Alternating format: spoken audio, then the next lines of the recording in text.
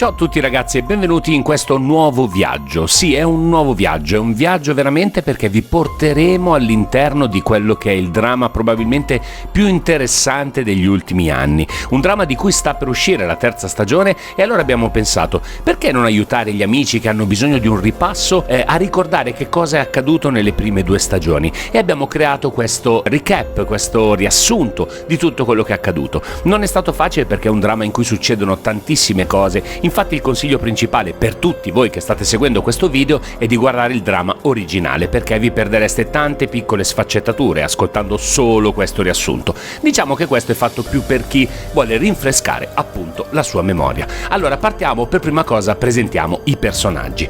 Allora, la mamma, perché ci viene più facile chiamarla così, poi abbiamo la figlia, che poi è la figlia della mamma, Dante, che nel mezzo del cammin di sua vita ha costruito un grattacielo, Beatrice, e non potevamo non chiamare così la moglie di Dante, la cantante, perché non lo direste mai ma di lavoro fa la cantante, il marito della cantante, provate a indovinare un po' con chi si è sposato, poi abbiamo la rimbambita 1, beh il nome dice tutto, rimbambita 2, beh il nome dice tutto 2, il marito di rimbambita 1, ovviamente rimbambito pure lui, gemello e gemella e l'insegnante. Questi sono i personaggi principali, poi all'interno del dramma ci sono tanti altri personaggi, ma abbiamo voluto chiamarli in questo modo per una semplicità nel riconoscere i personaggi. Iniziamo con il riassunto, sarà un viaggio veloce, ascoltate bene tutte le parole che verranno dette da qui in poi e guardate ovviamente il video. Il dramma inizia in maniera molto delicata con Beatrice che, mentre si trova su un ascensore in vetro e si gode uno spettacolo pirotecnico, vede cadere una ragazza dal balcone, la quale si adagia dolcemente, tra le braccia di una statua. Si scoprirà solo più tardi chi sia e cosa le sia successo. Si torna indietro nel tempo e ci spostiamo in un appartamento che la mamma, agente immobiliare improvvisata, sta cercando di affittare ad un dipendente di colei che viene definita la più grande cantante della Corea, cioè la cantante. E vediamo quindi la stessa insieme alle 2 rimbambite, mentre queste, guardando un ambitissimo premio esposto in casa della cantante, raccontano una storia secondo cui una compagna di classe della stessa aveva cercato di appropriarsi del premio e lei era stata costretta a ferirla alla gola per liberarsene. La sera stessa viene organizzato un incontro dell'Era Club, il club esclusivo dei più potenti residenti del grattacielo, di cui la classifica dai più potenti ai poverelli è Dante e Beatrice, la cantante e il marito, le 2 rimbambite con i mariti. Durante la serata la banda di rimbambiti si ubriaca e la cantante decide di volerci provare con Dante. Ce la sta facendo, ma quando è in procinto di baciarlo arriva Beatrice che li interrompe. Ci spostiamo a scuola, dove arriva la nuova insegnante che si presenta ad alcuni dei ragazzi più vivaci e viene allegramente trattata a pesci in faccia dai gemelli, i quali si possono permettere questo comportamento perché i loro genitori sono grandi finanziatori della scuola. La mamma, che abbiamo lasciato un attimo da parte, scopre che la figlia vuole diventare una cantante lirica a tutti i costi, ma glielo vieta e le impone di smettere di frequentare i corsi di canto a scuola. Ma lei si presenta addirittura dalla cantante per chiedere lezioni. Quando la cantante sente la sua voce le chiede chi sia sua madre e qui scopriamo che la cantante e la madre erano antagoniste e che la donna che aveva ferito alla gara anni prima era proprio la madre. La lotta tra le 2 era avvenuta perché la madre, nettamente più dotata della cantante, non poteva accettare che questa vincesse solo perché è di una famiglia ricca e così iniziò la colluttazione che portò la cantante a ferirla. A questo punto la madre, in preda ad un attacco di vendetta, dice alla figlia che deve studiare canto e che le pagherà gli studi e poi minaccia la cantante chiamandola ladra in ricordo di quello che era accaduto tra le 2. L'insegnante vede la cantante all'interno del grattacielo e decide di seguirla e la vede baciarsi con Dante, il quale le strappa la collana di dosso e le regala una nuova parure, mentre l'insegnante registra tutto con il suo telefono. La figlia va a fare il provino per entrare alla scuola di canto. Nella giuria per l'ammissione c'è anche la cantante e scopriamo subito dopo che la nuova numero 1 della scuola altro non è che l'insegnante, mentre invece la figlia è entrata in lista d'attesa e non è stata accettata al primo colpo. Ora l'insegnante, che è stata scoperta e che ha finto di essere un insegnante per entrare nel palazzo, viene picchiata e denigrata da Dante e i 2 gemelli e viene accusata di essere falsa, ma lei, sapendo della tresca di Dante, gli risponde che anche lui è un bugiardo. La cantante dice all'insegnante che dopo aver falsificato i documenti dovrà andarsene dalla scuola, ma lei le fa sapere di essere al corrente del suo inciucio con Dante e se ne va sapendo che non potrà essere cacciata. Subito dopo riceve un messaggio di recarsi al 50° piano del grattacielo e qui viene fatta prigioniera da Dante e la cantante. Ovviamente non ha portato con sé il cellulare, ma i 2 la imbavagliano e la lasciano legata. Beatrice intanto trova in un modellino di un nuovo palazzo un dito e ricorda il momento in cui il suo ex marito venne ucciso dagli uomini di Dante.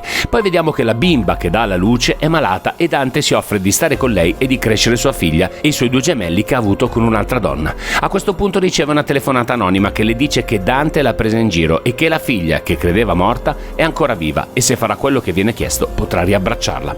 Vorrebbe uccidere Dante, ma all'ultimo ci ripensa e riceve un messaggio che le dice di cercare la bambina avvolta nella giacca blu nel dicembre 2004.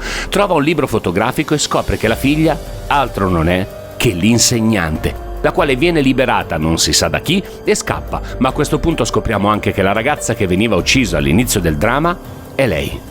I ricchi del palazzo ora sono preoccupati che si sappia che la ragazza è morta in quel posto e decidono di spostare il corpo e nasconderne le tracce per evitare un'immagine negativa. Mentre cercano di mettere il corpo in modo che sembri un suicidio, uno dei rimbambiti perde un accessorio del suo vestito e notano che manca una scarpa della ragazza.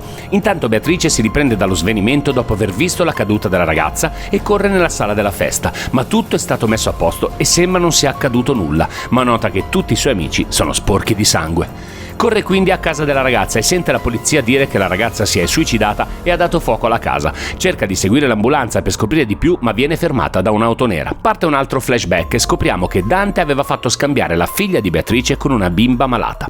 Durante l'autopsia i medici trovano una chiavetta nel corpo dell'insegnante e sembrerebbe l'abbia ingoiata prima di essere gettata dal balcone. Dante e la cantante festeggiano per la riuscita del loro piano, quello di nascondere le tracce e far sembrare il tutto un suicidio, ma non si accorgono che Beatrice ha sentito tutto e vede tutto.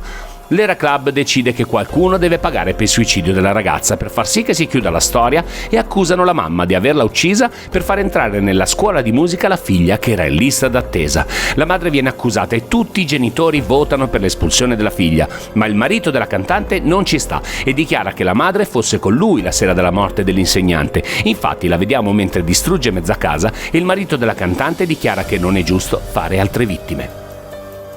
Arriva una lettera nell'ufficio di uno dei rimbambiti che dice «So cosa hai fatto» e tutti si chiedono chi sia, ma Dante corre nel suo ufficio a guardare le telecamere di sicurezza e scopre che a tradirlo è stata la guardia del corpo.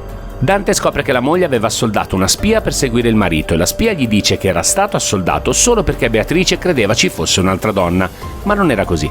Beatrice aveva avvisato la spia di rispondere in questo modo se fosse arrivato nel suo ufficio Dante. La guardia del corpo sa di non avere scampo e decide di togliersi la vita. Intanto Dante e il rimbambito scoprono che il giorno dopo la zona dove vive la madre verrà riqualificata e decidono di comprare le case dei residenti a pochi soldi, sapendo che la zona aumenterà di valore in maniera esponenziale. Ma il caso vuole che alla TV diano la notizia della riqualificazione e quindi la madre non firma più la vendita. Il gemello sembra aver scoperto qualcosa e chiede al padre se è stato lui ad uccidere l'insegnante. Lui nega e il gemello se ne va, ma Dante sa che il figlio ha scoperto qualcosa. La cantante segue Beatrice, che è andata a trovare il vecchio preside dell'asilo, ora in carcere, dove era stata cresciuta l'insegnante, e capisce che tra le due c'è un legame. Dante trova Beatrice al telefono con qualcuno e lei finge di proteggerlo e gli chiede se ha ucciso l'insegnante, ma solo perché ha ricevuto delle lettere minatorie e vuole aiutarlo. Dante corre in quello che sarebbe il nascondiglio della persona che lo sta minacciando, ma vediamo subito dopo che è Beatrice che ha architettato tutto e Dante ci sta cascando in pieno e per questo fa uccidere il vecchio preside pensando di aver risolto il problema. A casa di Dante si presenta il vice direttore della scuola che dice una cosa strana a Beatrice: hai gli occhi di tua figlia. Poi cambia discorso e mostra un video dove il gemello picchia un altro ragazzo, dichiara che lo punirà e in quel preciso istante arriva Dante. Qui succede un patatrac. Arriva la madre vestita elegantissima e dichiara di essersi appena trasferita al 45esimo piano dell'Era Palace. Ma la cosa più incredibile è che la lettera di presentazione è firmata da Dante, ma il tutto è stato ancora una volta architettato da Beatrice. Vediamo ora la madre a tavola con il marito della cantante e si capisce che tra i due c'è stato amore quando erano giovani e si intuisce che la figlia potrebbe essere sua figlia. Ma non li vediamo solo noi, li vede anche la cantante e la madre allora finge un malore per stringersi a lui, facendo rivivere alla cantante ciò che era accaduto anni prima, ma al contrario. La cantante corre via e la madre dice al marito che li ha visti, così lui la segue e scopre che lo tradisce con Dante. Entra in casa, prende un fucile, si sente uno sparo e poi lo vediamo raggiungere la madre sporco di sangue. Finisce così la prima parte del riassunto della prima stagione di The Penthouse. Tra qualche giorno uscirà la seconda parte e preparatevi perché ne sentirete delle belle. Quindi buon ascolto anche con la seconda puntata, speriamo vi sia piaciuta questa. Se non avete capito alcuni passaggi, vi ripeto, il consiglio è quello di guardare l'originale, quindi tutto il dramma, oppure riascoltare più volte questo riassunto e vedrete che tutto troverà una posizione nei vostri pensieri e nei vostri ricordi. Grazie a tutti e alla prossima puntata.